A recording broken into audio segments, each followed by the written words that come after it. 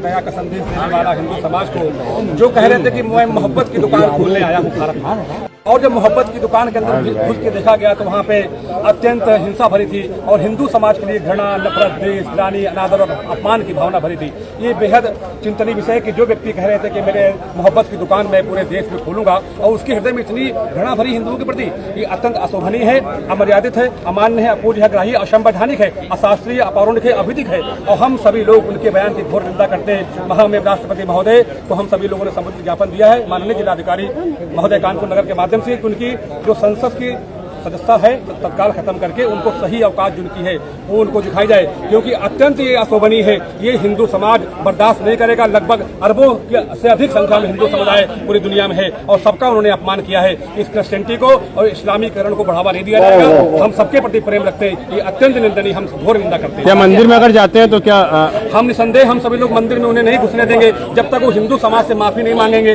उन्हें मठों में, मंदिरों में और हिंदू धार्मिक स्थानों में प्रवेश करने नहीं दिया जाएगा। देखिए वो बाबा नहीं है, वो जो है एक व्यापारी है।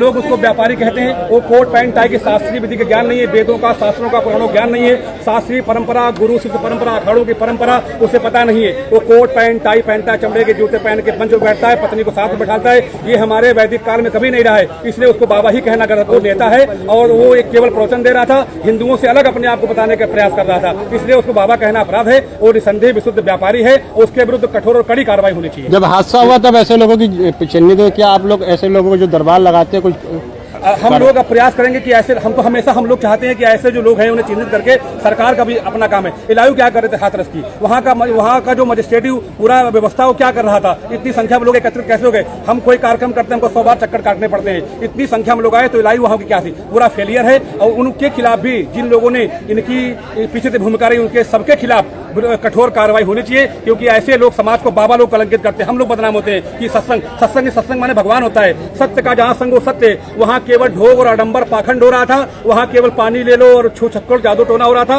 वो केवल एक ढोंग और एक पाखंडी की दुकान खोली गई थी और एक पाखंडी व्यक्ति वहाँ बैठा था। वो बाबा और साधु संत महात्मा नहीं है, वो कोट पैंट टाई पहन के धूर्त व्यक्ति बैठा हुआ था। उसके खिलाफ कड़ी कार्रवाई होनी चाहिए। कानपुर में भी एक सभा लगती है, करौली सरकार में बहुत लाखों लोग, जो भी मैं नाम किसी जो भी लोग है, सरकार का काम उन्हें चिन्हित करके उनके विरुद्ध कठोर और दंडात्मक कार्रवाई होनी चाहिए।